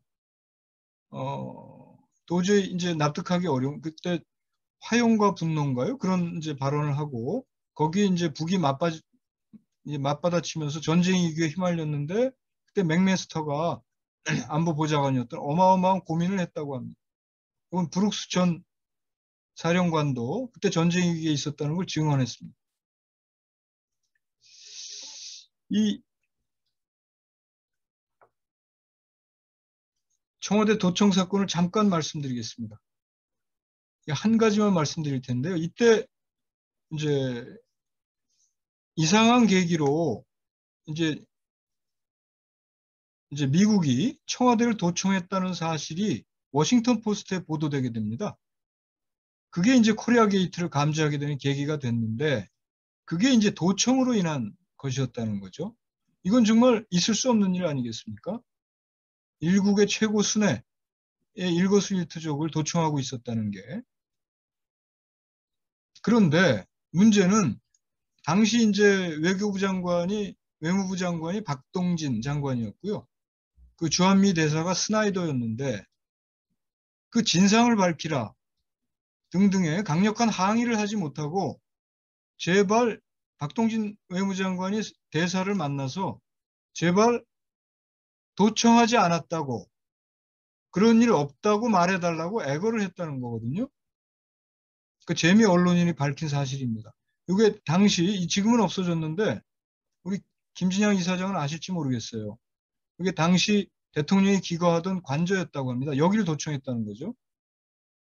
당시 이제 코리아 게이트 중심 인물이었던 박동선 씨입니다.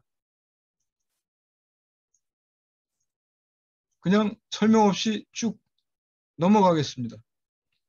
보시기만 해도 대체로 이해하실 수 있을 겁니다. 이 발언 유명하죠.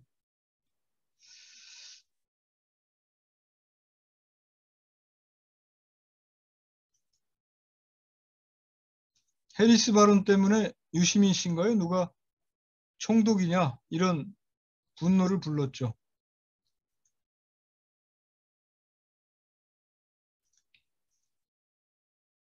제가 이제 이 설명할 시간이 없어서 그냥 이 촛불혁명에 대해서만 간단히 말씀드리겠습니다.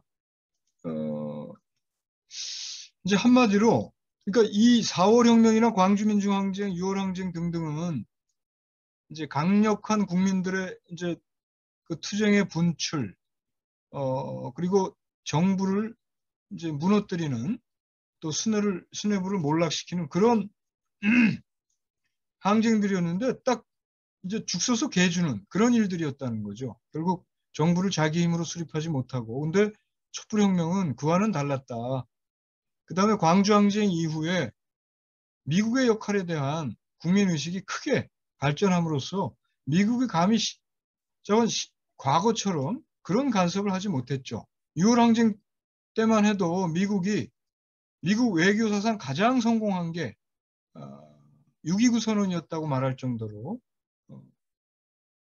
근데 촛불혁명 땐 이제 군사 쿠데타 음모가 있었지만 실행하지 못했죠. 이게 국민이 주인 되는 과정이라고 볼 수 있겠고요. 이건 광주항쟁 때, 이건 6월 항쟁 때, 뭐 유명한 사진들입니다. 이한열 열사 장례식 때 시청 앞입니다. 이건 촛불혁명 때. 촛불이 횃불로 이제 되길 바라는 그런 마음을 표현한 거죠.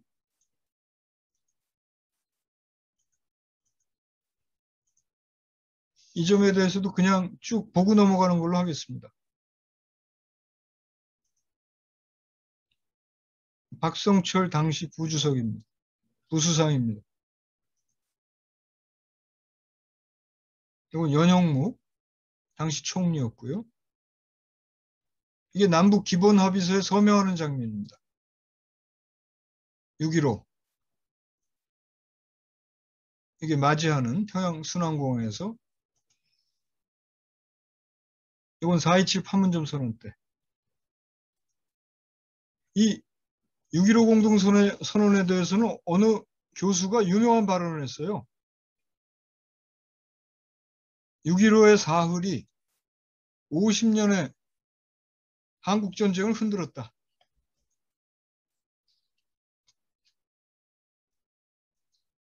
뭐 최근 일이라 다 아시는 일이라.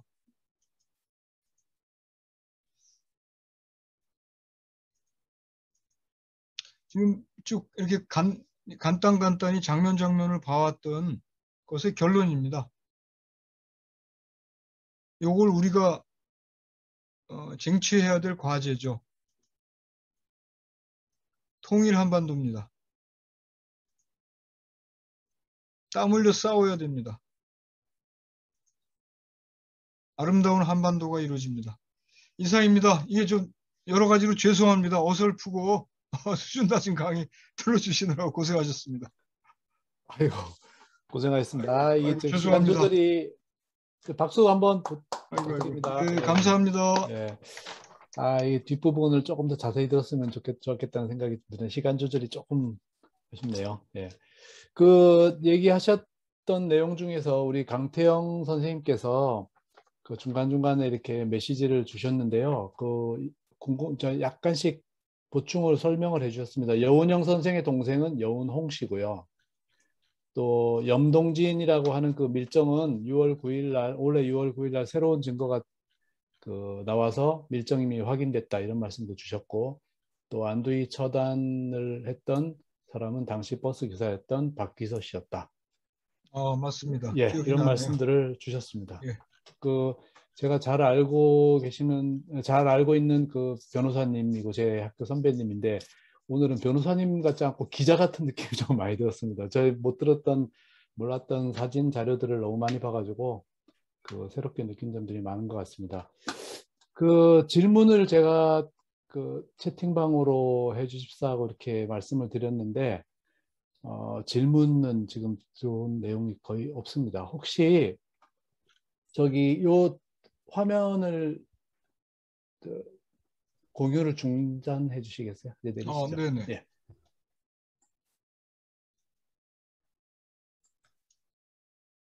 예, 오늘 지금 질문이 따로 있지는 않은데요. 지금 한 가지 질문이 들어왔습니다. 강태영 선생님께서 최근 종래의 자주민주 통일이 자주 평화 통일로 변형되고 있다고 보이는데, 이런 용어의 변화를 어떻게 생각하시는지, 어떻게 독해해야 할지 들어보고 싶습니다. 그러셨어요. 자주 민주 통일이 아니라 자주 평화 통일로 변화된 것 같다. 이 부분에 대해서 한 말씀 해주시죠. 제가 저 질문의 요지를 정확하게는 잘 모르겠습니다. 아니면 강태영 선생님께서 직접 음소거를 네, 해제하시고 네, 질문을 네. 해주십시오. 이번 8.15 대회 때도 그러고, 우리가 그런 어떤 그런 책이나 아니면은 그런 어떤 자료집에서 보던 그런 구호가 잠이 통해서 이제 자평통으로 이렇게 바뀐 것 같다. 그런 얘기를 듣기도 하고 저도 이렇게 보이는 것 같은데, 만약 이것이 변화라면 왜 변화가 된 건지, 그리고, 또는 이런, 이것도 어떤 하나의 흐름인 것 같은데, 자주통일 진영에 어떻게 독해야 될지, 예, 그런 것들이 좀, 네, 궁금해서요. 네. 제가 이제 그 문제에 대해서는 깊이 있게는 모르지만 아주 간단하게만 제 뭐 소감이랄까 이런 거 말씀드리면요. 그러니까 자주 평화 통일보다는 자주 평화 평등을 주장하는 목소리인 것 같아요. 제가 이제 듣고 알기에는. 근데 이제 그럴 때는 소위 지금 최근에 많이 운이되고 있는 소위 양국 체제론, 평화 공존론에 영향을 받은 바가 많다고 보고요. 그에 대해서는 저는 약간의 우려를 갖고 있습니다. 그 정도로만 답변을 드리겠습니다. 예, 그리고 이걸 지금 다 담을 수가 없는데 김용윤 회장님께서 질문하신 건데요. 오늘 강의의 제목이 통일이 달려오고 있다고 하셨는데 이제 앞에 부분 설명이 많으신 바람에 통일이 어떻게 달려오고 있는지 지금 정확하게 이렇게 느낌이 없으신 것 같아요. 그래서 어떤 점에서 그렇다고 생각하시는지를 좀 말씀해 달라 이렇게. 예, 이게 이제 강의를 쫓아가다가 그 말씀을 뭐 간단히라도 드리질 못했는데요. 제가 생각하는 건 이제 세 가지 정도의 이유 때문에 그렇습니다. 아까도 말씀드렸지만 이제 촛불혁명을 거치면서 우리 국민들의 주권의식이 어마어마하게 발전했다고 봅니다. 지금 이제 민주당 정권을 우리 국민들이 만들었는데요. 민주당 정부에 대해서는 뭐 오해는 하지 마십시오. 상당한 제한성이 있다고 봅니다. 이제 우리 국민이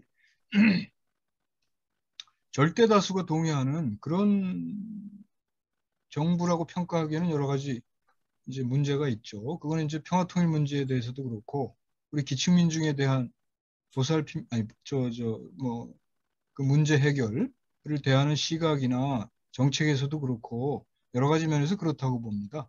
근데 그건 결국 국민의 몫이라는 거고요. 제가 볼 때는 아까도 잠깐 말씀드렸지만 민주당 정부를 이제 사실상 직접 수립했다고 볼 수 있거든요. 민주당 그때 문재인 지금 대통령이 민주당 대표였던 걸로 기억하고 또 추미애 대표가 잠깐 이제 대표를 이제 그 촛불 항쟁이 쭉 진행되는 과정에 대표였다고 알고 있는데 그때 민주당은 매우 타협적, 거의 대다수가 매우 타협적인 태도를 취했어요. 문재인 대통령 말할 것도 없고 제 기억에 추미애 대표는 좀 달랐습니다. 그때 민주당 지도부뭐 가령 우상호 당시 뭘 맡으셨는지 모르겠는데 우상호 의원이라든가 지금 통일부 장관하는 이인영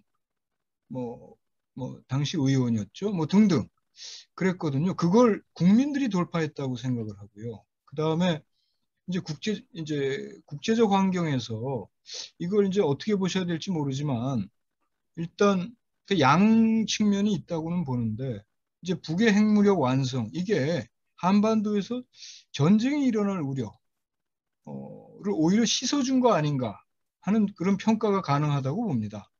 그리고 제가 이제 사실 발제를 좀 길게 하려고 준비했다가 이제 못했는데 이제 19년부터 2019년부터 하노이 회담이 결렬되면서 북에서 올해 초 8차 당대회의 그 발표까지 그 당대에서의 발언까지 최고 지도자가 이제 다른 뭐 지도부에 있는 사람들 이외에도 최고 지도자가 계속 미국에 대해서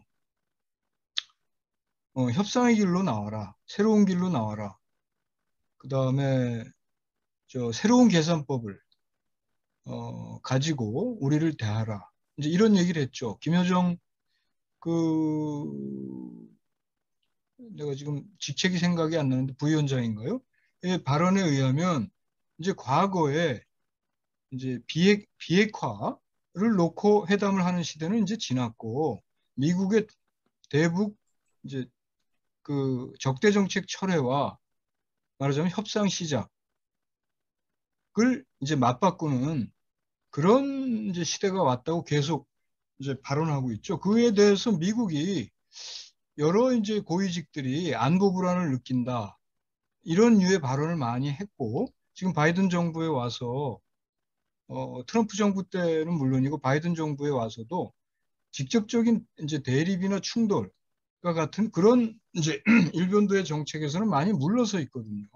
이제 그런 점을 이제 또 하나 보는 것이고 남북 관계도 지금은 뭐 심지어 이제 경제적인 측면에서도 소위 남북 관계가 해결되지 않으면 우리 사회의 미래가 없다는 데 대해서 북에 대해서 적대적 입장을 가진 분이나 그렇지 않은 분도 상당수가 동의하고 있다고 보거든요. 이제 이런 세 가지 정도의 요인에 의해서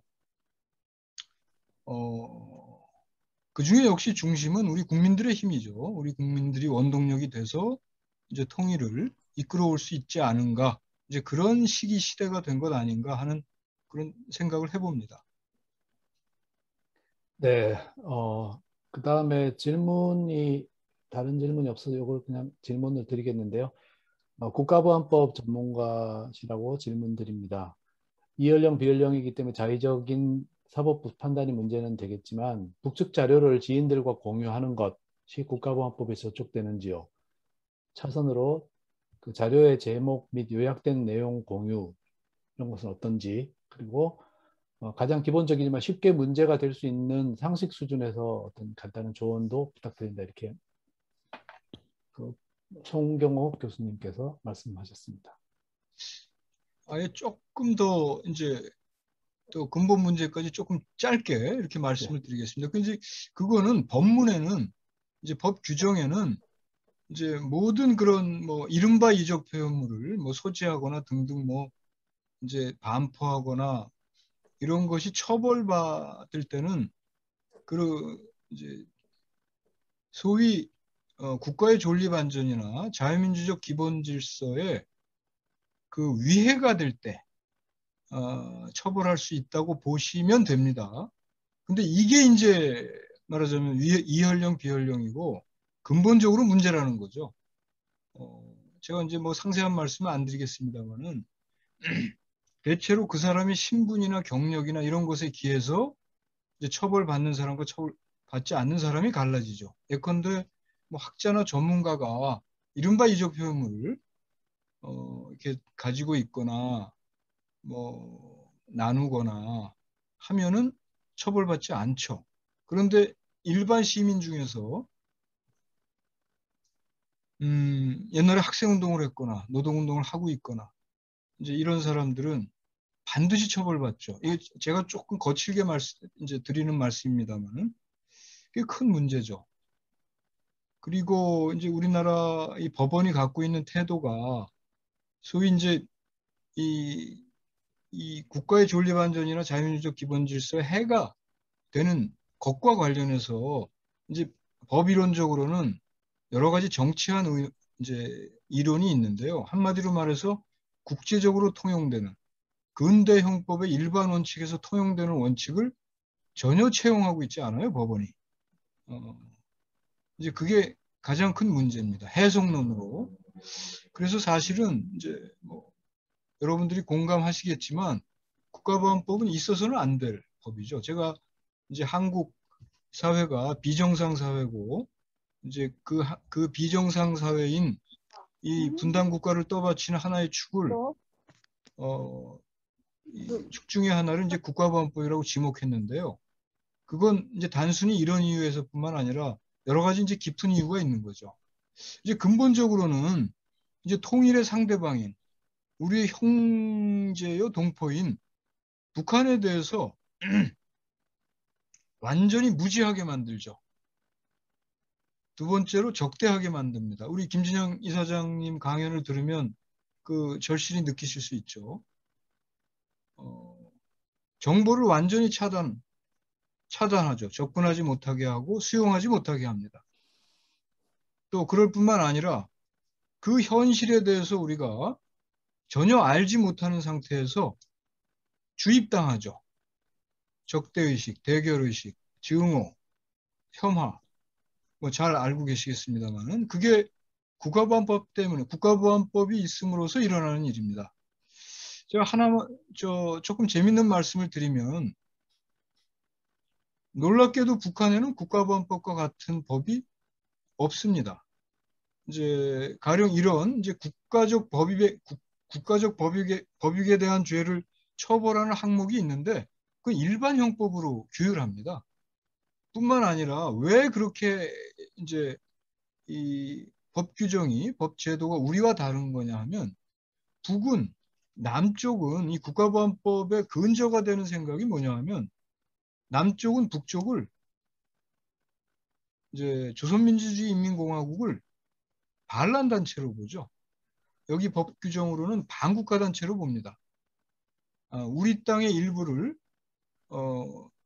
이제 힘으로 점령하고 있는 그런 반란단체로 보고 그 이제 북한 주민들을 그 반란단체의 구성원으로 처벌합니다. 그냥 거기서 태어나면 우리 국가보안법에 의해서 처벌받는 대상이 되는 거예요. 근데 북쪽은 남쪽을 그렇게 보지 않습니다. 그런 조항이 없어요. 그러니까 남쪽을 반란단체로 보는 조항이 없고 또 남쪽의 국민들을 반란단체 구성원으로 보는 그런 법제도가 없습니다. 다만 북쪽 형법이 제가 뭐 이상적인 법제도다 그렇게 말씀드린 게 아닙니다. 이 측면과 관련해서 말씀드리는 건데 다만 이제 그쪽도 이제 국가의 안보에 위해를 주는 행위에 대해서는 처벌하죠.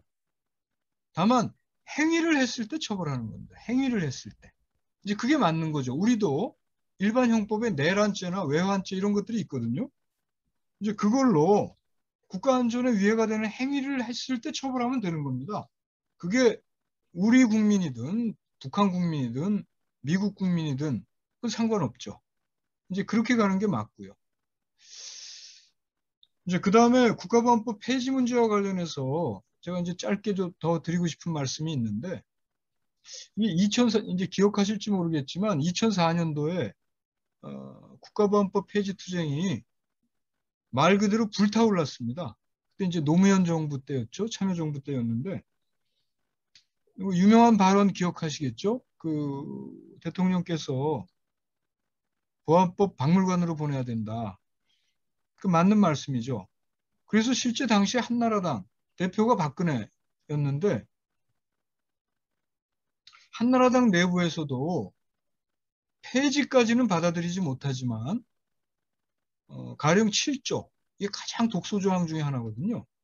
이거는 개정해야 된다, 없애야 된다는데 사실 동의했어요. 초기에 그랬습니다. 그랬다가 이제 정세가 바뀌면서 이제 그 외 4대 학법 폐지 동시에 추진하지 않았습니까? 이제 사립학교법 문제 이런 걸로 이제 뒤집혀지면서 정세가 역전되면서 결국 무산되고 말았는데 사실 그런 식의 이유였다기보다는 제가 볼 때는 근본 원인이 따로 있었다. 이제 국민들께서 폐지를 원하지 않은 거예요, 사실은. 이제 여론조사를 당시에도 해보면 60% 이상이 폐지해야 된다고 답을 하세요. 그런데 문제는 국가보안법이 나라의 안보를 지키는 법인데 왜 폐지하냐. 최소한 대체해야 된다는 때 또 다 동조하세요. 그러니까 국가보안법을 이제 폐지시키려면 근본 문제는 국민들께서 동의하시게 해야 됩니다. 이제 그런 방법은 뭐 다양하게 있겠습니다만은. 그래서 민병 같은 데서는 저희가 최근에 이제 특위를 만들고 또 관련 이론서도 좀 새롭게 연구해서 내놓고 또 우리 여러 통일운동단체 등에서는 뭐 동영상을 만들어서 홍보한다든가 이런 작업들을 하고 있고요. 또 최근에 딱 열흘 만에 이제 10만 국회 청원을 성공시켰죠. 그런 식의 대중운동 차원에서 노력들을 이제 열심히 기울여 가고 있습니다. 너무 길었네요. 아니, 예. 저기 네. 신 변호사님, 네. 아, 예, 예. 교수님 안녕하세요. 아까 처음에 자기 소개하면서 굳이 밝히지 않아도 될 아버님 이중 살림까지 얘기하셨어요. 아, 예. 근데 가장 중요한 배우자 소개는 안 했어요. 아, 아마 우리 회원들 가운데서도 모르는 사람들이 좀 있을 것 같아요. 아, 예. 우리 저 심재환 변호사님 부인은 과거 통합진보당 대표하고 대통령 선거에도 나섰던 이정희 변호사입니다. 이 대표 근황 좀 얘기해 주세요. 아, 예. 자기 속에서 가장 중요한 게 빠졌어. 아, 그렇습니까? 네. 그 우리식은 아니지 않습니까? 그 서양식 아닙니까, 그게?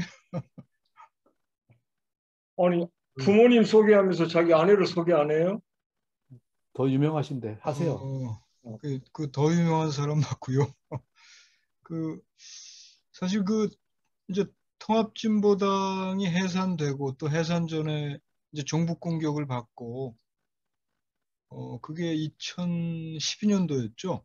그다음에 2014년도에 헌재에서 이제 해산 결정이 내려지고 여러모로 이제 어려웠습니다. 뭐 대단히 어려웠고 특히 이제 우리 가정 내부의 문제 뭐 이런 것들도 겹쳐서 그 건강이 굉장히 안 좋아졌었어요. 그랬다가 지금은 좀 많이 호전돼서 최근에 그 사무실도 거의 매일 나오고요. 그 다음에 국민입법센터란 이제 그런 그 비영리 단체를 만들어서 여러 변호사들 또 같은 이제 그 협력 인원들과 같이 여러 가지 일을 이제 하고 있습니다. 주로 이제 입법 프로젝트를 맡아가지고 예전에 이제 경험이 있었으니까요. 뭐 그런 일들을 하면서 건강도 조율하고 생활도 조율하고 그러고 있습니다. 좀 싱겁나요? 예, 또 다른 혹시 질문 있으신 분 계십니까? 아예 직접 음소거를 하시고 질문해 주셔도 좋고요. 아니면 지금 한 10분 정도 시간이 남았는데 다른 의견이 있으셔도 좀 말씀해 주시면 좋겠습니다. 우리 이사장님 왜 웃으시고 한 말씀 하시죠? 네. 제가 인사를 드립니까? 아니 저기 우리 김진양 이사장님이 막 웃으시네. 우리 이사장님. 심재환 변호사님 너무 잘 정리된 사진 한 줄 한 줄의 제목 뭐 그것만 봐도 식민부터 현재까지가 다 이렇게 쭉 정리가 되어서 너무 좋았습니다. 뭐 전문적으로 강의를 하시는 분들보다 더 많은 자료들을 사진 자료들 쭉 올려주셔서 진심으로 고마웠고요. 몰랐던 사실들도 또 확인하게 되는 과정도 있었습니다. 아마도 우리 한반도 평화경제회의 한평학당을 보시는 분들은 오늘 또 많이 또 나누고 배우셨을 거라고 봅니다. 고맙고 감사하다는 말씀밖에 드릴 게 없고요. 국가범법 문제 관련해서 최전선에서 잘 좀 해주십시오. 한 피 모아서 잘 나갔으면 좋겠습니다. 오늘 강의 진짜 고맙습니다. 감사합니다. 아이고, 감사합니다. 네. 지금 또 질문하신 분이 계시네요. 아프간 사태가 한국에 주는 인사이트? 이건 어느 분이 답변하셔야 되는 거죠? 이거는 곽원호 대사님 계시면 좋을 텐데. 어떤가요?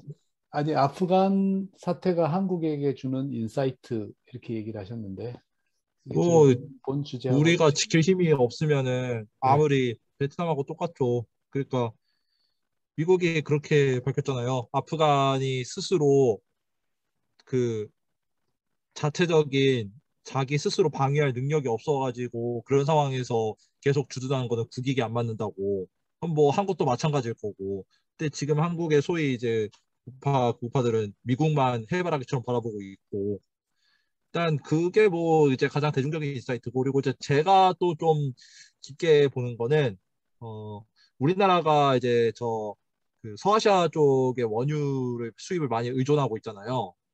네. 예. 근데 이번에 그 아프간이 그 탈레반한테 넘어가고 그 탈레반을 지원한 게 파키스탄인데 그 파키스탄의 배후에 최종 보스로 있는 게 바로 중국이란 말이죠. 그러면은 중국, 파키스탄, 아프가니스탄, 이란 이렇게 이어지는 소위 말하는 반미 반제 라인이면서 중국의 1대1로 라인이 결국 이렇게 돼서 완성될 어느 정도 이렇게 라인을 갖추는 게 아닌가. 이미 파이프라인도 되고 있고 그런 식으로 보면은 또 이제 소위 말하는 이제 소위 자유민주주의, 소위 시장경제, 소위 한미동맹의 시선에서 볼 때는 이게 굉장히 위험해지는 거죠. 한국은 미국의 뭐 말이 동맹국이지 제후국인데 그 제후국이 그 어떤 소위 말하는 1대1 노선의 원유 수급을 누가 이거를 원작에 용납할까? 그러면 이제 뭐 아마 둘 중에 하나겠죠. 좀 자주 노선으로 가가지고 그런 꼬리표를 떼든가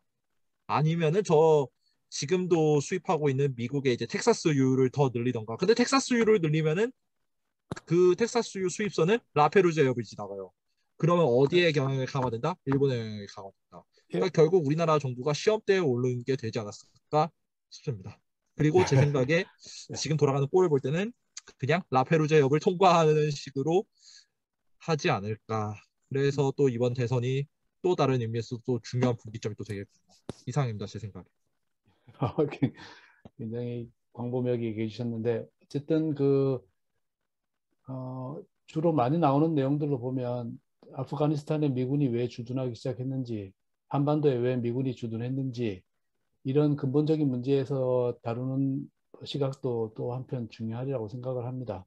네, 네. 변호사님, 이 책 소개 네. 좀 해주시면 감사하겠습니다.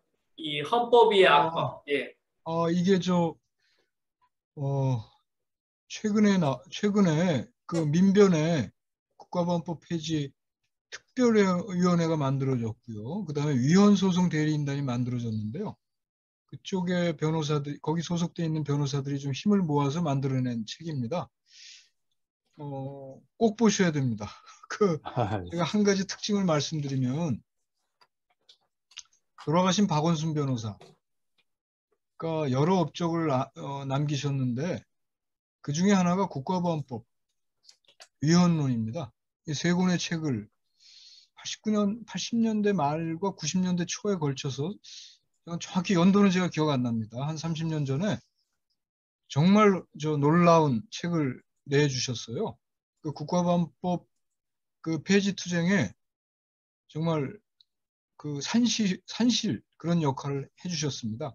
그 이후로 제가 볼 때 이제 건방진 얘기인지 모르는데 그 박원순 변호사님의 이론 수준을 뛰어넘는 업적이 나오질 않았어요. 뭐 여러 가지 이유가 있겠는데 참 안타까운 일이었습니다. 이제 여러 연구들이 이제 축적됐는데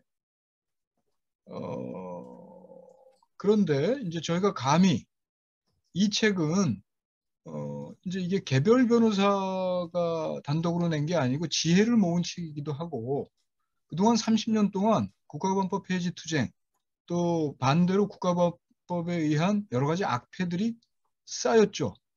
또 그 경험에 기초해서 이론적 발전들이 이런저런 것들이 있었습니다. 그리고 사회가 발전하다 보니까 역시 이제 보는 시각과 견해들이 발전될 수밖에 없죠. 의식들이. 그래서 제가 감히 이 책은 그동안에 이제 축적된 뭐 이론, 실천 경험 이런 것들을 온축해낸 놀라운 책이다. 이걸 우리 지식인들께서 다 읽어주셔야 국가보안법 폐지된다. 이렇게 말씀을 드리겠습니다. 예, 고맙습니다. 예. 또 굉장히 쉽게 썼어요. 예. 이제 10시 57분입니다. 마무리할 때가 됐습니다. 아까 말씀드렸지만 다음 주에 지금 이 방에도 계시는데요. 강주석 신부님께서 8월 23일 월요일 날 한반도 평화와 그리스도교라는 제목으로 강의를 해주실 겁니다.